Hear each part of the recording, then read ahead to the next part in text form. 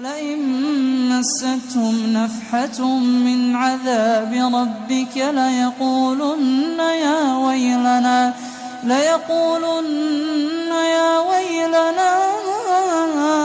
إنا كنا ظالمين.